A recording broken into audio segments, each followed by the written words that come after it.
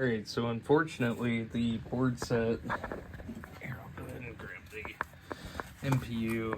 The board set that came in had quite a bit of alkaline damage there from a prior attempt to abate it. And so I just rolled it as, just a loss as far as that board goes, as well as the driver board. The driver board had quite a bit of corrosion through.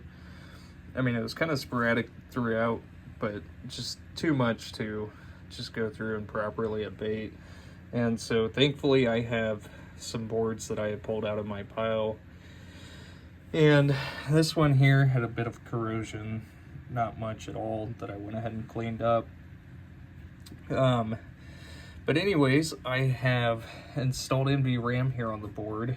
The ROMs that were in the board were set up with the green ROMs, which this is a System 4, and technically this was a System 3 that I replaced it with, but I upgraded it to the System 4, as well as did the, reset modifications there that's outlined in the PinWiki. But anyways, we have, I went ahead and pulled the 40-pin interconnect there from the driver board since that had been recently replaced.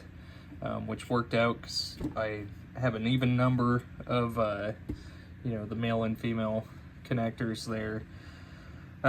Anyways, replaced all 0.156 headers here on the board, both of the power input filter capacitors, and we are 100% good to go. So let's go ahead and pop this thing on. But going back over to the ROMs, I went ahead and erased the ROMs.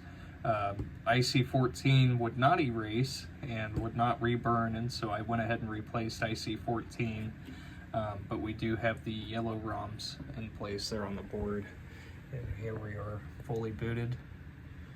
So there's the high score to date and last game played, and the lamp matrix dancing here, and none of the coils are locked on. You will see the flasher, which is where this game got its name from. It was the first game with the flash lamp. And let's go into test here. So first test, we're gonna cycle through all the displays. And the displays aren't actually pulsing like that. That's just a trick here with the camera and the LEDs. And then there is the lamp matrix. So all lamps are working.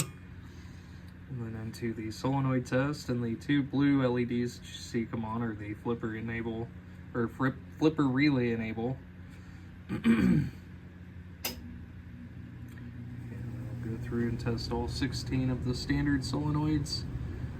And then into the special solenoids, which you saw what goes from 2 to 1, and then 3, 4, 5, and 6. That's just how they did them on the yellow ROMs for some reason. I don't know why, but all of the solenoids are working 100%. And moving on into the last test is going to be switch test. And so we're just going through testing both rows and columns, moving diagonally through the switch matrix, and the last switch that registers there in flash is switch 48. And I don't remember if I have this thing set to free. I do have it set to free play, so we are good to go there. And turn it off, turn it back on, and since we have NVRAM installed, the free play settings have been saved, and it will now save all high scores with no need for batteries. So we will go ahead and save this board set from ever having alkaline corrosion here on the boards. And these are definitely some good looking boards here that you're getting back. So, but thank you so much for sending them.